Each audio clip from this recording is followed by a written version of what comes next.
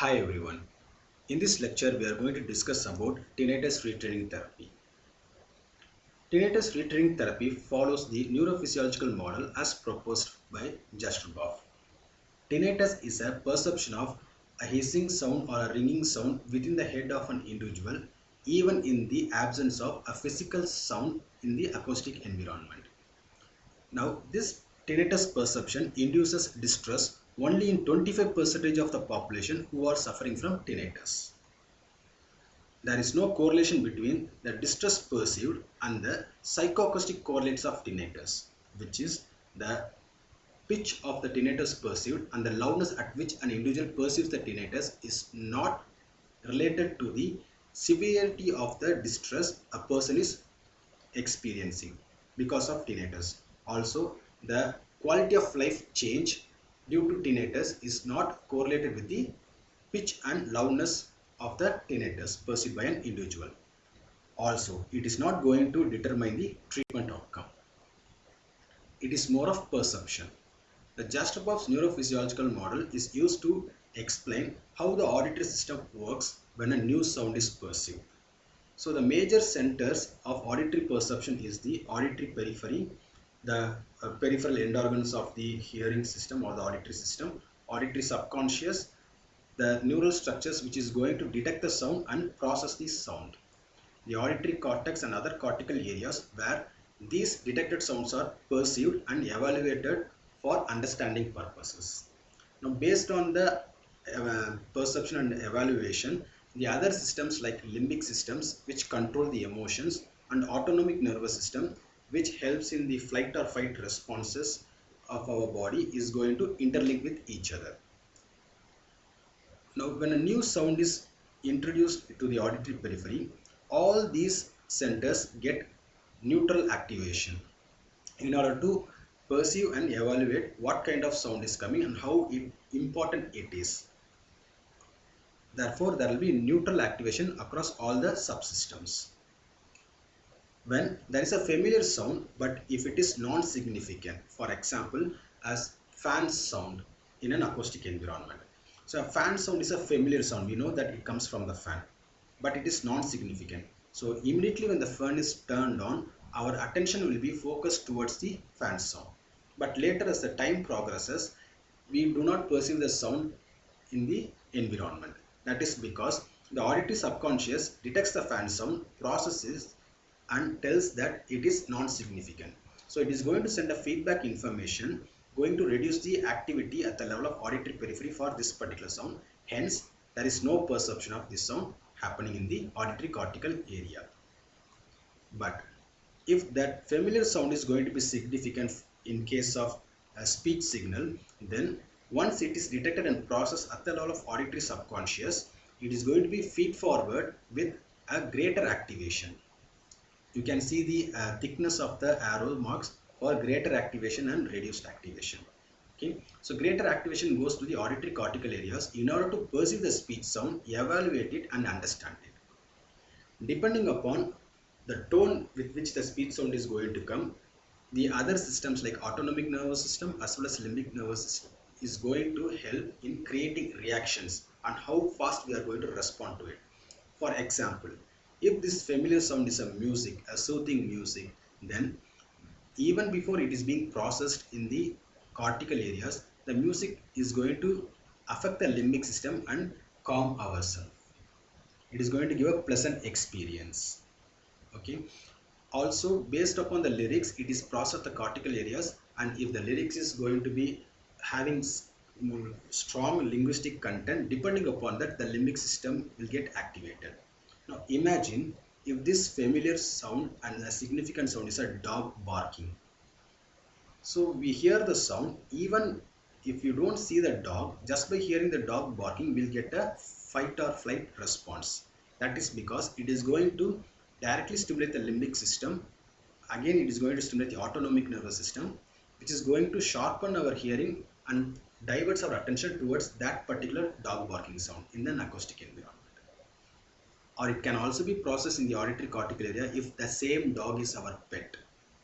Okay, we can process and tell, okay, this barking sound is from my own pet.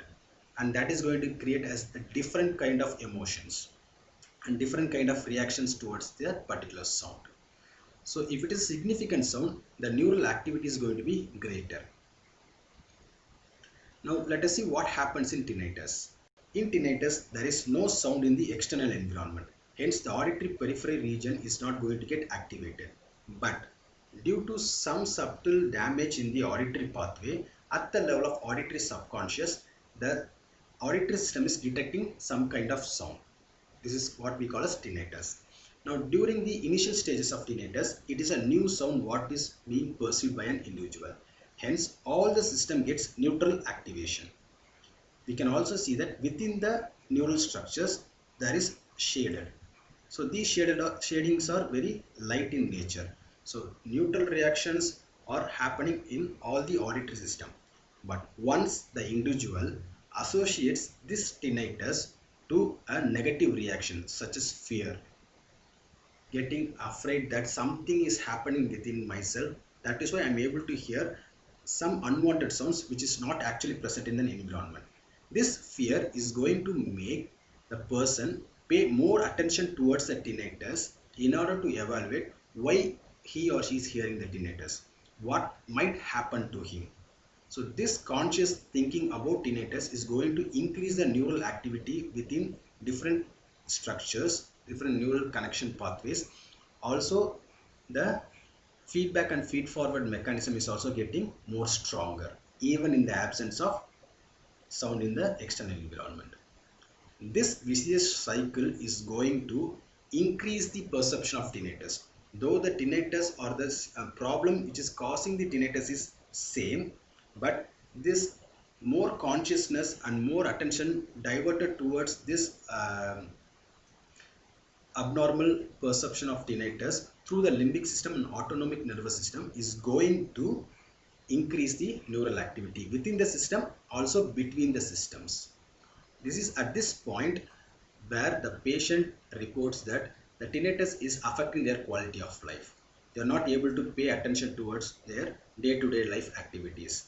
It is highly distress, causing more amount of distress to them.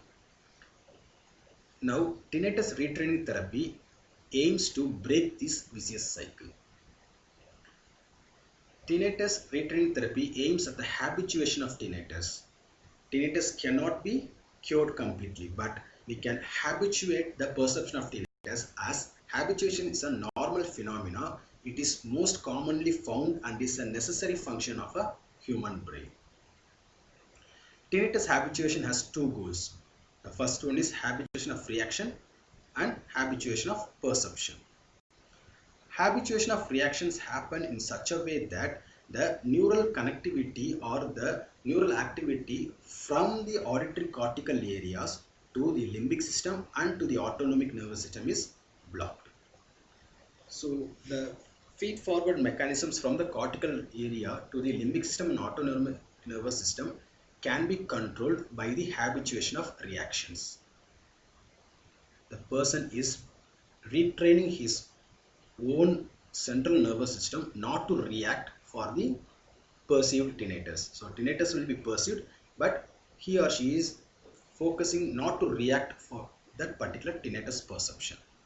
The second one is habituation of perception, where the neural activity at the level of detection is going to be reduced by providing some kind of sounds from the external environment. Can you see the difference between the shaded region where in this image and this image? So here we are not going to disturb anything at the level of perception. The tinnitus is perceived, but the effect of this perception is restricted to the limbic system and autonomic nervous system, so that the patient is not going to react to the tinnitus, to the perceived tinnitus. Whereas in habituation of perception, the neural activity at the level of detection is going to be reduced. The neural activity for tinnitus is going to be altered by some other sounds in such a way that this tinnitus neural activity is not perceived at the level of cortical region. So tinnitus retraining therapy involves in retraining counseling and sound therapy. So retraining counseling focuses on habituation of reactions, and sound therapy aims to the habituation of perception. In retraining counseling, the task is to decrease the level of stimulation from the cortical regions of the brain to the limbic and autonomic nervous system, and also to reduce the general level of neuronal activity within these systems. So not only from the cortical region to limbic and autonomic nervous system, also to reduce the neural activity within limbic system and within autonomic nervous systems in response to a tinnitus. In sound therapy, this sound therapy provides a significant help in the process of habituation by decreasing the strength of tinnitus related neuronal activity within the auditory system, and also the neuronal activity from the auditory system to the limbic and autonomic nervous system. So this is how sound therapy is going to help in habituate the perception of tinnitus. During retraining counseling, the perception of tinnitus results from a compensation occurring within the auditory system. So we need to counsel the patients stating that there has been some subtle damage in the auditory system. The brain is trying to compensate this problem in the auditory system. Due to this, there is an increased gain in the neuronal activity, and this is going to activate the emotional as well as autonomic nervous system. Unless or otherwise these limbic system and autonomic nervous system is getting activated by the tinnitus, there will be no issues in tinnitus. Tinnitus will be a sound perceived and it will go non-significant. As the days progress, the tinnitus will not be perceived. But once the emotional system and the autonomic nervous system is getting activated due to tinnitus, then it is going to pose serious issues. That has to be explained to the patients. And also, with the help of the brain's neuronal plasticity, it is possible to retrain the brain to achieve habituation of tinnitus induced reactions and tinnitus perception. This kind of assurance is going to reassure the patient that yes, the way in which I think about tinnitus is going to change the perception of tinnitus. So that is what we are going to do in retraining counseling. With respect to sound therapy, the auditory system is provided with a constant low level neutral auditory signals. They are going to give a neutral signal from the external environment to the auditory system. It should not be a significant sound, a sound with some kind of significance, not a song with lyrics or not a speech signal. It is going to be a neutral signal. The neutral signal is going to be constantly provided to the auditory system at a low level. So the neuronal activity for this neutral signal is going to reduce the neural activity that has been generated because of the tinnitus. This is going to decrease the contrast between the tinnitus related neuronal activity and the background neuronal activity, thereby interfering with the detection of tinnitus signal at the subconscious level. Hence, the enhanced gain within the auditory pathway is reduced. So there is perception of tinnitus at the cortical region is going to be very less. This graph explains the sound intensity required for sound therapy. So as the external sound intensities keep on increasing, the effectiveness of habituation also increases. So at a certain point, the external sound is going to mix with the perceived tinnitus and going to change the quality of tinnitus. That point is called as mixing point. The lowest intensity at which the external sound is going to change the characteristics of the internal tinnitus or internal perceived tinnitus, that is called as mixing point. So this sound intensity will have the maximum effectiveness in habituation. If the external sound is going to be louder than the perceived tinnitus, then it results in suppression of tinnitus or masking of tinnitus. So this is not going to help in the habituation of tinnitus. For effectiveness of habituation, the sound intensity should be just closer to the or equal to the tinnitus loudness, where it is going to alter the perception of tinnitus. The external sound should not be louder than that of tinnitus. We are going to do tinnitus habituation, not tinnitus masking. And effectiveness of TRT when only counseling alone is done is in such a way that the feed forward mechanism from the cortical regions to the limbic system and from the cortical region to the autonomic nervous system is going to be reduced. If you see from the image in the vicious cycle, these two arrow marks will also be thick.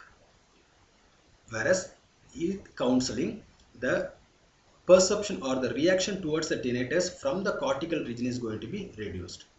But this will not help in completely avoiding the perception of tinnitus, because the auditory subconscious thing is also going to activate the limbic system and autonomic nervous system. Unless these two systems are deactivated, still the tinnitus will be perceived. So through this, again the vicious loop will start to happen. So counseling alone will reduce or will try to reduce the reactions the patient is showing towards the tinnitus. When sound therapy alone is provided, what happens is that the sound therapy is going to reduce the neural activity. You can compare the shaded regions. So here it is darkly shaded, here it is lightly shaded, because the neuronal activity of tinnitus at the auditory subconscious is reduced by providing external sound. So the perception of tinnitus is reduced. But when both counseling and sound therapy is done together, what happens is that the overall activity is reduced to a greater extent. You can see the shaded regions, also the thickness of the arrow marks. Okay, so by providing sound therapy and counseling, so counseling is going to reduce the reactions towards tinnitus, habituate the reactions towards tinnitus, and sound therapy is going to reduce the neural activity of the tinnitus, thereby preventing the perception of tinnitus. Together, the effectiveness of TRT is going to be greater. So these are the effectiveness of TRT as studied by various authors. So more than 75% of effectiveness is being documented in individuals with tinnitus after TRT. So this is the categories of tinnitus and hyperacusis patients. We have hyperacusis, prolonged sound induced exacerbation, subjective hearing loss, and what is the impact on life due to these problems. Now what is the treatment required? So if there is no problem and the hearing loss have some kind of impact on life, then counseling alone will be done for tinnitus. So if tinnitus is present and they have high impact on life, then we need to provide sound generators at the mixing point. So the external sound should be set only at the mixing point, not beyond that. If individuals with tinnitus has subjective hearing loss along with impact of tinnitus on high impact of tinnitus on life, then we need to provide hearing aids to overcome the hearing loss and a enrichment of auditory background. So hearing aid itself is going to suppress the neural activity for tinnitus.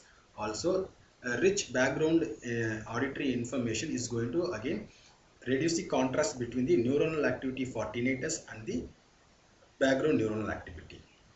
If there is hyperacusis, no hearing loss, and this is going to affect having a greater impact on life, then sound generator set above the threshold of hearing has to be provided.